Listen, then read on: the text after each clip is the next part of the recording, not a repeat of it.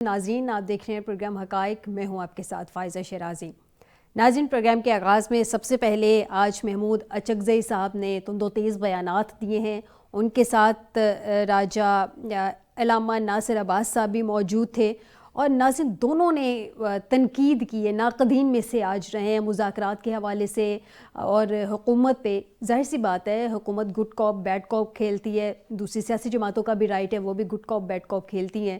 ابھی ایسا لگ رہا ہے جیسے تحریک انصاف نے بھی پی ایم ایل این سے گڈ کاپ بیڈ کاپ کھیلنا سیکھ لیا ہے. یہ کچھ عرصے میں ہمیں لگا، پچھلے کچھ عرصے میں کچھ لوگ آتے ہیں وہ آ کے پازیٹیو باتیں کرتے ہیں، اور کچھ لوگ آتے ہیں اور واقع تنقید کرتے ہیں. ناظرین، علامہ راجہ ناصر عباس صاحب جو ہیں یہ مذاکراتی کمیٹی کا بھی حصہ ہیں، اور 2 سیٹنگ جو تھی دونوں میں یہ موجود تھے. اس کے علاوہ آج انہوں نے پریس کانفرنس میں بھی تنقید بھی کر دی ہے. تو یہ کس قسم کی سیاست ہے تحریک انصاف کی؟ جو مذاکراتی کمیٹی کا حصہ ہیں، اگر وہ تنقید کرتے ہیں تو کچھ سوالات شکوک و شبہات کی شکل میں سامنے آتے ہیں. اگر وہ لوگ آ کے تنقید کریں جو مذاکراتی کمیٹی کا حصہ نہیں ہیں تو وہ بات الگ ہے، کیونکہ دونوں جانب سے مذاکراتی کمیٹیوں نے یہ آپس میں ڈیسائیڈ کیا ہے اور باقاعدہ اناؤنس بھی کر چکے ہیں. عرفان صاحب جو پی ایم ایل این کی جانب سے ان کے سینئر رہنما عرفان صدیقی صاحب، وہ کہہ چکے ہیں کہ باہر کا حالات جو مرضی ہوں، باہر کے معاملات جو مرضی ہوں، باہر کے سٹیٹمنٹ جو مرضی دی جائیں، اس کا ہمارے بند کمرے کے جو مذاکرات ہیں ان پہ اثر نہیں پڑے گا. اور اگر کمیٹی کے ممبران ہی باہر نکل کے تنقید کریں گے تو اس کا کیا اثر پڑے گا یا نہیں پڑے گا، اس پہ بھی بات کریں گے آج کے پروگرام میں. ناظرین، شاہ محمود قریشی صاحب نے بھی تنقید کا نشانہ بنایا ہے، اور انہوں نے کہا ہے کہ مذاکرات مثبت نتیجے پر جانے چاہیے ورنہ حکومت ڈگمگا جائے گی. مذاکرات کی ناکامی جمہوریت کے لیے خطرہ ہوگی. مذاکرات ہونے دیں، حکومت وقت پورا کرتی ہے یا نہیں وہ بات کی بات ہے. کہ تحریک انصاف پلان کیا کر رہی ہے، اس سب پہ بات کریں گے. جانیں گے تحریک انصاف سے کہ ان کا ایگزیکٹلی پلان کیا ہے. گورنمنٹ کی لیجٹمیسی کو ایکسیپٹ کرنا ہے، نہیں کرنا، فارم 45 فارم 47 پہ اٹکے رہنا ہے، مذاکرات کو کامیابی کی شکل دینی ہے. اور جو کہا جا رہا ہے آج وقاص صاحب کی جانب سے، تحریک انصاف کے جو ہیں اس وقت ان کی جانب سے کہا جا رہا ہے کہ یہ پہلا فیز چل رہا ہے، یعنی کہ پہلا پارٹ چل رہا ہے. یہ جو سول نافرمانی کی تحریک ہے وہ بھی ساتھ ساتھ چل رہی ہے. تو کیا یہ دونوں مذاکرات سول نافرمانی کے ساتھ ساتھ ہوگی؟ اس سب پہ بات کریں گے ناظرین آج کے پروگرام میں، کیونکہ حکومت کی جانب سے بھی خواجہ آصف صاحب بار بار یہ الٹیمیٹم دے رہے ہیں اپنی مذاکراتی کمیٹیوں کو بھی، اپنی گورنمنٹ کو بھی، کہ بی کیئرفل. اور وہ یہ بھی کہہ رہے ہیں کہ یوز نہ ہو جائے گا، ان کا کام ہے یو ٹرن لینا. اس طرح کے کافی وہ بھی تند و تیز بیانات دیتے رہے ہیں. سب پہ بات کرتے ہیں کہ آخر یہ ساری صورتحال ہوگی کیا، کس نہج پہ پہنچے گی، اور کیا صورتحال کوئی پازیٹیو، کیونکہ ناظرین پازیٹیو صورتحال اختیار کرنی پڑے گی اگر ملک کے لیے انہوں نے سوچنا ہے. سیاستدانوں نے ملک کے لیے، ملک کی بقا کے لیے سوچنا ہے. ظاہری سی بات ہے، ملک ہے تو ان سیاستدانوں کی سیاست ہے، یہ ادھر ہی سیاست کرتے ہیں. پاکستان ہمارا ملک ہے، اور اگر ملک کی نہیں سوچیں گے، اپنی سیاست کی سوچیں گے تو پھر ملک کو نقصان خدا نخواستہ پہنچائیں گے تو سیاست کدھر کریں گے. تو لہٰذا سٹیبلٹی ان کو لانی پڑے گی. آج 77 سال ہو گئے ہمیں سنتے ہوئے کہ ملک نازک دور سے گزر رہا ہے، تو یہ سیاستدان بار بار آتے ہیں اقتدار میں تو یہ ملک کو نازک دور سے کیوں نہیں نکال سکے؟ یہ بڑا اہم سوال جو کہ آج بھی کھڑا ہے. آپ کو بتاتے چلیں کہ ہمیں اسٹوڈیو میں جوائن کیا ہے غلام عباس ہرل صاحب ہیں، ماہر قانون ہیں. بہت شکریہ غلام عباس ہرل صاحب آپ کا ہمیں جوائن کرنے کے لیے. محمد یاسر بلوچ صاحب ہیں، deputy general secretary Punjab, Pakistan Tehreek Insaf سے ان کا تعلق. بہت شکریہ یاسر صاحب آپ کا ہمیں جوائن کرنے کے لیے. آصف باجوہ صاحب senior member P M L N, بہت شکریہ باجوہ صاحب آپ کا بھی ہمیں جوائن کرنے کے لیے. سب سے پہلے تو یاسر صاحب سے جانتے ہیں. یاسر صاحب، ایک جانب آپ لوگ مذاکرات کر رہے ہیں، دوسری جانب مذاکراتی کمیٹی کے بڑے اہم ممبر ہیں راجہ ناصر عباس صاحب، وہ باہر آ کے آج انہوں نے بڑی تنقید کر دی ہے. یہ چل کیا رہا ہے تحریک انصاف میں، گڈ کاپ بیڈ کاپ؟ بسم اللہ الرحمن الرحیم. سب سے پہلے آپ کا شکریہ. جی، گزارش یہ ہے کہ پاکستان تحریک انصاف ایک مثبت، میں سمجھتا ہوں پاکستان کی سب سے بڑی سیاسی جماعت ہے، اور اس سیاسی جماعت نے جتنی تکالیف فیس کی ہیں ان 1.5-2 سالوں میں وہ آپ سب کے سامنے. ہم لوگوں نے ہمیشہ سپرمیسی آف لا کی بات کی ہے، پاکستان کی بات کی ہے، پاکستان کو جوڑنے کی بات کی ہے، پاکستان کے مفاد کی بات کی ہے. مذاکرات ہوں گے وہ پاکستان تحریک انصاف کے لیے نہیں، وہ پاکستان کے لیے ہوں گے، اور پاکستان کے لیے ہونے چاہیے. یہ ہمارا ملک ہے، سب سے پہلے پاکستان ہے، پاکستان کے بعد ہر چیز ہے. دیکھیں، ہر سیاسی جماعت نے اپنے ادوار میں کئی تجربات فیس کیے ہیں. میں یہ سمجھتا ہوں کہ ان 77 سالوں میں سیاسی جماعتوں کو ایک دوسرے سے ہی دیکھ کے سیکھ لینا چاہیے اور ہمیں اس سائڈ پہ آنا چاہیے جہاں پہ ڈیموکریسی اسٹرانگ، جمہوریت اسٹرانگ. ہم نے ہمیشہ جو بھی بطور سیاسی جماعت پاکستان تحریک انصاف نے اپنا کردار ایک مثبت ادا کرنے کی کوشش کی ہے. تو ہم ابھی بھی یہ سمجھتے ہیں کہ جو فیکٹس ہیں ان کے اوپر اگر بات چیت ہوتی ہے تو ویری ویل ڈن ہونی چاہیے. سیاست تو ہے ہی بات چیت کا ایک گھر ہے جہاں پہ بیٹھ کے آپ بات چیت سے ہی مختلف چیزوں کے حل نکالتے ہیں. تو اس میں ہمارے لیڈر جو ہیں ان کا بھی بڑا کلیئر سٹانس ہے کہ آپ کے جو سارے معاملات ہیں ان پہ جوڈیشل کمیشن بنائیں. ٹھیک ہے، ہمارے وہ سیاسی کارکنان جو صرف سیاسی بنیادوں پر اندر ہیں ان کو رہا کیا جائے. ٹھیک ہے، تو میرے خیال میں اس میں تو کوئی بری بات نہیں ہے. لیکن یاسر صاحب، جن قیدیوں کی رہائی کی آپ بات کر رہے ہیں ان میں عمران خان صاحب بھی موجود ہیں، اور عمران خان صاحب کہہ رہے ہیں کہ وہ کسی بھی قسم کی ڈیل یا ڈھیل کی جانب نہیں جائیں گے. تو یہ جو آپ ڈیمانڈ کر رہے ہیں یہ گورنمنٹ سے کر رہے ہیں یا اسٹیبلشمنٹ سے کر رہے ہیں؟ ڈائریکٹلی کس سے کر رہے ہیں اور انڈائریکٹلی کس سے کر رہے ہیں؟ دیکھیں، گزارش یہ ہے کہ ہم سے جو مخاطب ہوگا ہم تو جواب اسی کو دیں گے نا. ٹھیک ہے، تو اس ٹائم جو کمیٹی بنی ہے، جو ایک اپنی طرف سے پروپوزلز کچھ لے کے آئے ہیں، تو بات چیت تو ان سے ہی ہوگی نا. باقی ہمارا تو ابھی بھی ہمارا یقین ہے جوڈیشری پہ. ہم اگر نہیں ہوتا یقین تو خان صاحب کا پہلا مطالبہ کیوں ہوتا کہ اس کا ایک جو ہے وہ جوڈیشل کمیشن بنا کر ان ساری معاملات کی تحقیقات کروائی جائیں اور دودھ کا دودھ اور پانی کا پانی ہو جائے گا. ٹھیک ہے، باجوہ صاحب سے جانتے ہیں. باجوہ صاحب، تحریک انصاف نے چارٹر آف ڈیمانڈ رکھنی تھی سامنے ان ریٹرن، جو کہ آپ لوگوں نے لاسٹ ٹائم 23 دسمبر کو جو آپ لوگوں کی پہلی سیٹنگ ہوئی تھی مذاکراتی کمیٹی کی اس میں ڈیسائیڈ ہوا تھا. اب 2 جنوری کو تو وہ چارٹر آف ڈیمانڈ وہ سامنے نہیں رکھ سکے. آپ لوگوں کی جانب سے چارٹر آف ڈیمانڈ کیا ہے؟ آپ لوگوں نے بھی تو ظاہر سی بات ہے کچھ نہ کچھ گیو اینڈ ٹیک کے معاملات میں کچھ نہ کچھ تو منوانا ہوگا نا، کچھ نہ کچھ تو آپ نے بھی مطالبات سامنے رکھنے ہوں گے. بسم اللہ الرحمن الرحیم. آپ کا بہت شکریہ، آپ نے مجھے وقت دیا.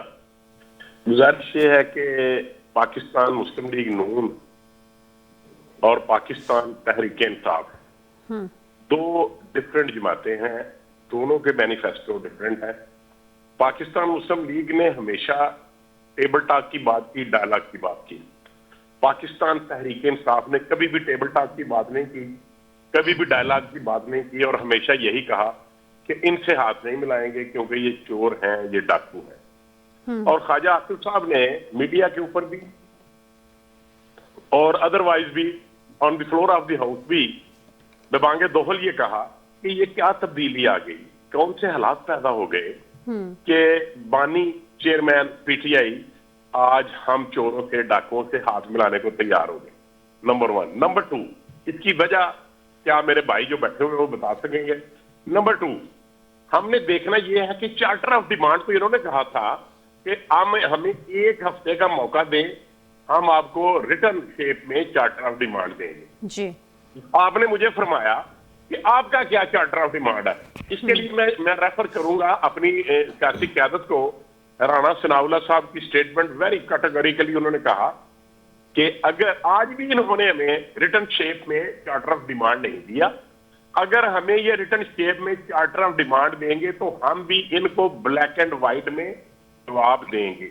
ہماری باری بعد میں آئے گی جب گیو اینڈ ٹیک کا موقع آئے گا، جب ہم دیکھیں گے کہ یہ کیا گیو کرتے ہیں اور کیا ٹیک کرنا چاہتے ہیں. تو میں عرض کرنے کا مقصد یہ ہے کہ ہم یہ چاہتے ہیں کہ جب میں آپ کو تھوڑا سا پیچھے لے کے جانا چاہوں گا. 2018 میں جب ایک سلیکٹڈ پرائم منسٹر کو ان کی گورنمنٹ میں پاکستان میں اپوزیشن لیڈر جب ان کو چناؤ کیا گیا میاں شہباز صاحب کا، تو انہوں نے اپنی پہلی اسپیچ میں آن دی فلور آف دی ہاؤس یہ ریکویسٹ کی کہ مسٹر پرائم منسٹر آئیں اس ملک. جی وہ یاد ہے ہمیں. باجوہ صاحب آپ کی بات درست ہے، وہ مجھے یاد ہے.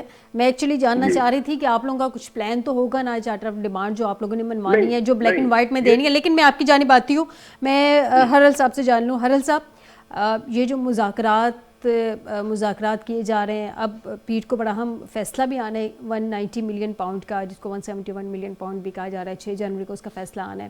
تو اس کا کوئی ایفیکٹ ہو سکتا ہے اس مذاکرات پہ, یا مذاکرات کا کوئی ایفیکٹ ہو سکتا ہے اس کے اوپر؟ دیکھیں وہ جو فیصلہ ہے اس کو تو اس لیے ریزرو رکھا گیا ہے کہ اس کو ایک سیاسی دباؤ کے طور پہ استعمال کیا جا رہا ہے, اور سارے جو کیس ہیں وہ سیاسی مقدمات ہیں اور سیاسی دباؤ اور پریشر کے لیے یہ مقدمات بنائے بھی گئے, اور پولیٹیکل انجینئرنگ کرنے کے لیے اور ایک جماعت جو ہے اس کو ختم کرنے کے لیے, اس کو جیل میں ڈالنے کے لیے یہ مقدمات بنائے گئے. اس میں تو کوئی دوسری رائے نہیں ہے کہ یہ سیاسی مقدمات ہیں اور ان کا 190 ملین کا بھی نکلنا چاہیے. سیاسی مقدمہ ہے 190 ملین پاؤنڈ والا. جی وہ بھی بالکل سیاسی مقدمہ ہے. اس میں پیسے جو ہے وہ سپریم کورٹ میں آ گئے, اس کے بعد جو ہے یہ ٹرسٹ قائم ہوا. خیر میں وہ ڈیٹیل میں نہیں جانا چاہتا, اور یہ بالکل روز روشن کی طرح یہاں ہے کہ جتنے بھی پی ٹی آئی کے خلاف مقدمات ہیں وہ سیاسی مقدمات ہیں, اور ان کا سیاسی حل نکلے گا. اور جیسے یہ مذاکراتی ٹیم کہتی ہے کہ جی ہم نے تو کسی کو رہا نہیں کرنا, یہ عدالتیں رہا کریں گی. دیکھیں نہ عدالتوں نے یہ مقدمات بنائے ہیں, نہ عدالتیں اس میں رہائی کریں گی, نہ ایکویٹل کریں گی. یہ سارے مقدمات جو ہے جہاں سے بنے ہیں, جہاں سے بنائے گئے ہیں, سیاسی مقدمات ہیں, وہاں سے ہی جو ہے ان کی رہائی سب کی مقدمات میں ممکن ہے. اور سب جو ہے مقدمات آپ کو پتہ ہے کیسے ختم ہونے ہیں, وہ بھی بس جب ڈیل مکمل ہونی ہے تو اس کے بعد جو ہے مقدمات جو ہیں ایسے ختم ہونے جیسے پتہ بھی نہیں چلنا. میرا ایک پوائنٹ پلیز اپنے آرگومنٹ میں ایڈ کروا لیں.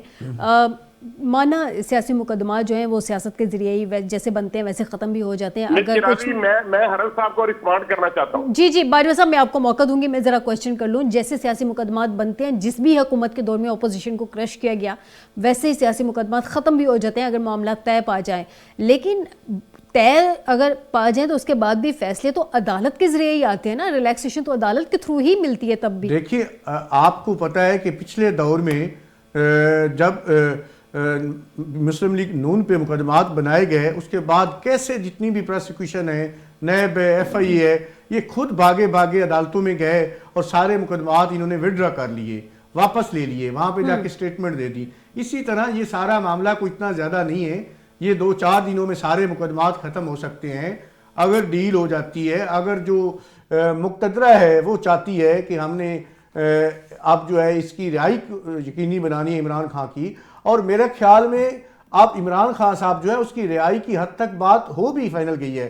مسئلہ کہاں پہ آ رہا ہے؟ مسئلہ یہاں پہ آ رہا ہے. یہ آپ خبر کوئی ہے آپ کے پاس, وہ خبر دے رہے ہیں آپ؟ بالکل یہ اور خبر بھی ہے. میں تو کہتا ہوں آج کل میرے علاوہ ہر کسی کے پاس خبر ہوتی ہے, اور یہ جو ہم کہتے ہیں نا کہ میرے پاس ایک خاص خبر ہے, یہ بھی پرانی گل ہو گئی ہے. دیکھو عمران خان یہ چاہتے ہیں کہ رہائی کے بعد میں پاکستان میں رہنا چاہتا ہوں. اگر عمران خان اس بات پہ مان جائیں کہ میں رہائی کے بعد جو ہے کسی دوسرے ملک میں چلا جاؤں گا, میں حکومت کو اپنا وقت جو ہے وہ پورا کرنے دوں گا, تو میں کہتا ہوں یہ کل جو ہے عمران خان باہر آ جائے گا. یہ تو بہت عرصہ پہلے کی باتیں تھی. ہاؤس اریسٹ کی بھی باتیں کی گئی نا, رکی ہوئی ہے اس وجہ سے. ہاؤس اریسٹ کی بھی تو آفر کی گئی ہے, اس کو کنفرم بھی کیا جا رہا ہے فیصل چودھری صاحب کی جانب سے. دیکھیں لیکن حکومت جو ہے اس بات پہ یقین نہیں کر رہی, نہ ان کا ٹرسٹ جو ہے وہ نہیں ہے. اور ایک بات اور, جیسے یہ حکومت آئی ہے, مذاکرات اگر کامیاب ہوتے ہیں تو حکومت جاتی ہے. حکومت کے لیے تو میں سمجھتا ہوں مذاکرات ناکام رہیں تو وہ ان کے لیے بہتر یہ ہے.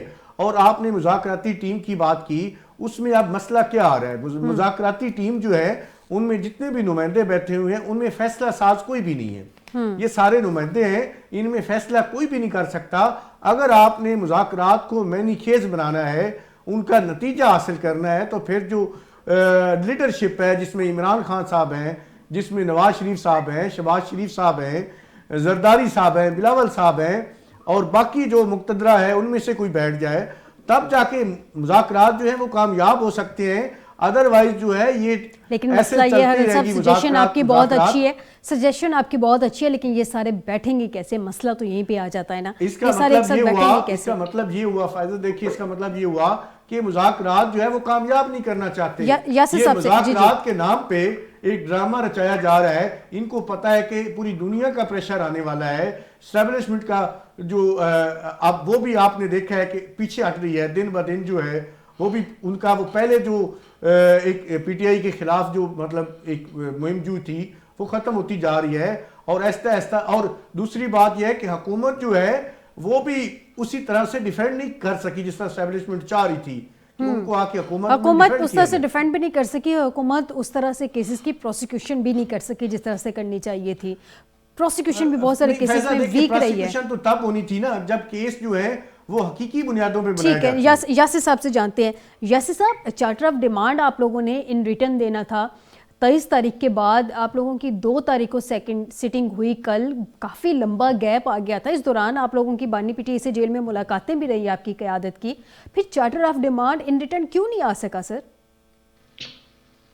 گزارش یہ ہے جیسے ہی حرل صاحب نے انہوں نے فرمایا ہے، دیکھیں سب سے پہلے کوشچن یہ ہے کہ ہم سیریس ہیں یا نہیں.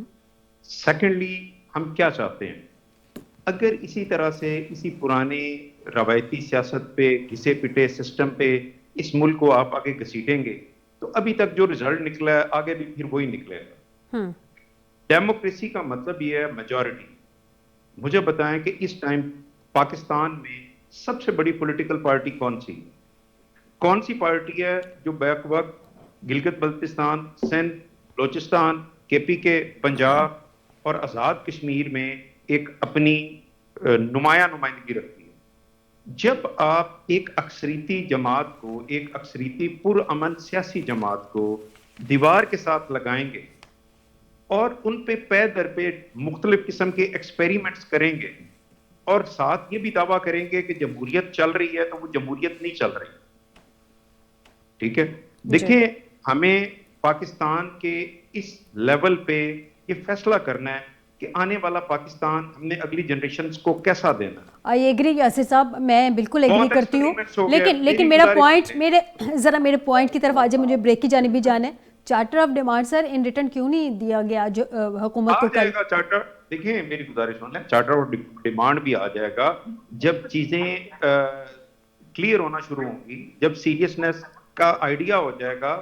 تو ہم لوگ تو پاکستان تحریک انصاف تو نیک نیت ہو کے پاکستان کے لیے، اس ملک کے لیے، اس ملک کو آگے چلانے کے لیے، بڑھانے کے لیے ہر قسم کا کردار ادا کرنے کو تیار ہے جو آئین کی روح سے ایک مناسب کردار بنتا ہے.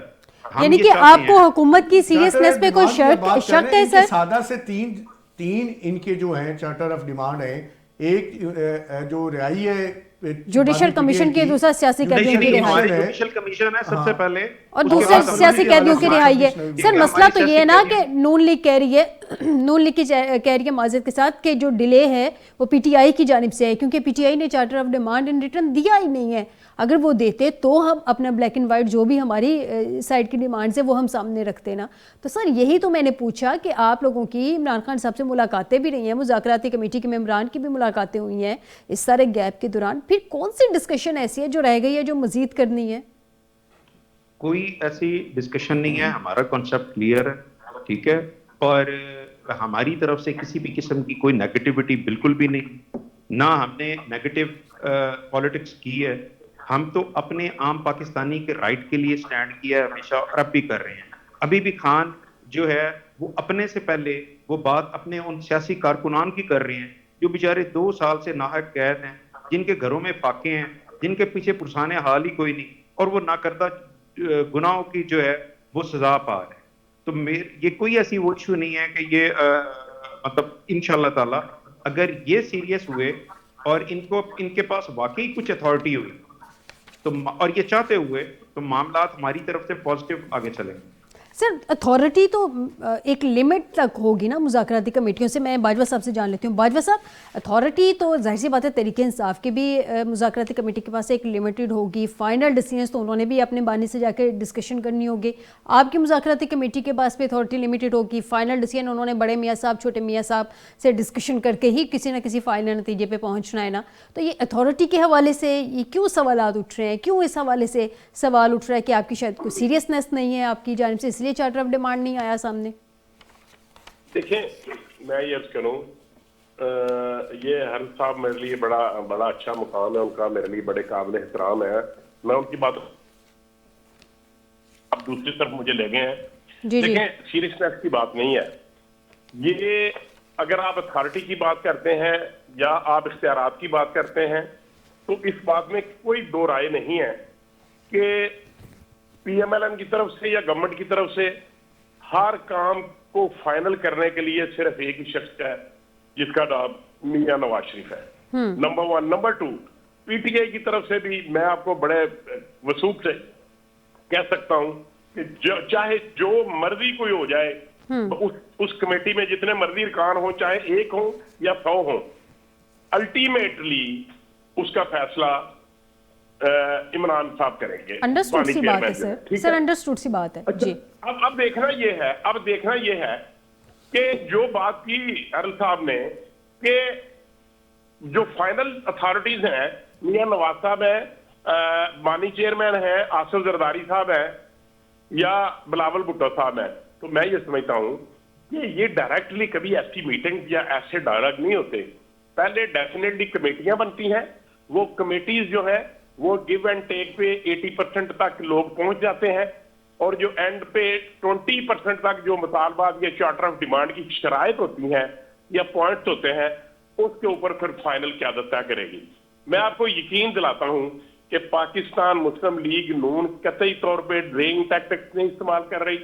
پاکستان پی ایم نون اور دیگر جو ہماری کولیجن پارٹیز ہیں, ہماری نیت بالکل صاف ہے. ہم مساق معیشت کرنا چاہتے ہیں. ہم جو اگر کوئی دیکھیں ان کا ایک ورژن ہے کہ جی یہ جوڈیشل کمیشن بنایا جائے. میں آپ کو عرض کروں, اکارڈنگ ٹو کانسٹیٹیوشن ایک عدالت نے ملزمان کا ٹرائل کیا, ان کی ایویڈنس آئی, ان کو کراس ایگزامن کیا گیا, 342 کی سٹیٹمنٹس ہوئی, دونوں طرف سے فائنل بحث ہوئی, اور جو سزا یاب تھے ان کو سزا والے تھے ان کو سزا دی گئی, اور پھر جن کو معافی دینی تھی ان سے اپلیکیشن لے کے ان کو معاف کر دیا گیا.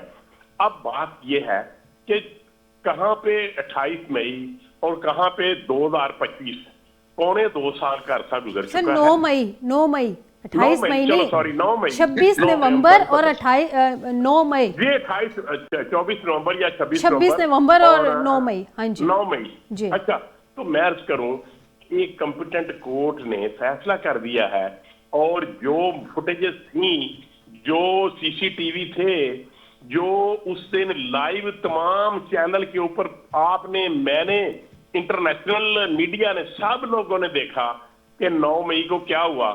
اب یہ 1.5 سال بعد کہتے ہیں جی اس میں جوڈیشل کمیشن بناؤ. کہتی یہ کوئی بات ہے؟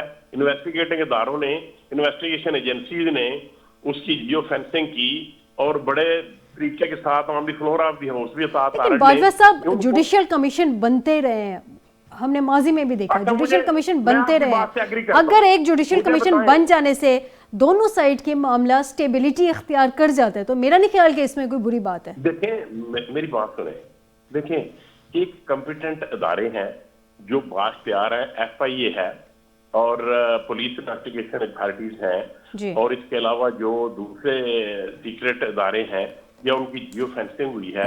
میں آپ کی بات سے ایگری کرتا ہوں for the sake of argument. مجھے ایک بھی مثال دے دیں کہ فلاں ایشو پہ جوڈیشل کمیشن بنا تھا اور اس کا یہ ڈیسائیڈ ہوا تھا. سر میں آپ کو بتا دیتی ہوں, justice retired justice Umar Ata Bandial صاحب اس وقت کے چیف جسٹس تھے, اور اس وقت یہ آڈیو ویڈیو لیک پہ جوڈیشل کمیشن بنا تھا. سینئر پیونی جج تھے قاضی فائز عیسیٰ صاحب, ان کی نگرانی میں 3 رکنی جوڈیشل کمیشن بنا تھا سر. لیکن اس وقت یہ کہہ کے معترض ہوئے تھے بندیال صاحب کہ ان کو کانفیڈنس پہ نہیں لیا گیا, حکومت نے خود سے جوڈیشل کمیشن بنا دیا. تو جس دن اس کمیٹی نے پہلی کارروائی کرنی تھی انہوں نے اس کمیٹی کو ختم کر دیا تھا. تو سر کمیٹیاں تو آپ لوگوں نے سٹنگ ججز کی بنائی نا سر؟ نہیں, میں کہتا ہوں وہ اگر آڈیو ویڈیو جو تھیں ان کی کوئی ڈائریکٹ ایویڈنس نہیں تھی. یہ 9 مئی کے تو ڈائریکٹ ایویڈنس. ٹھیک ہے جی, ٹھیک ہے, آپ کا پوائنٹ آ گیا. ہرل صاحب سے بھی جانتے ہیں اس پوائنٹ کے بارے میں, اور اس کے بعد یاسر صاحب سے بھی جانیں گے کہ ان کا یہ مطالبہ جو کر رہے ہیں جوڈیشل کمیشن کے حوالے سے کس حد تک قابل عمل ہے. لیکن ناظرین مجھے ایک بریک لینا ہے, بریک سے واپس آئیں گے تو اس ساری گفتگو کو آگے بڑھائیں گے, لیکن اس بریک کے بعد.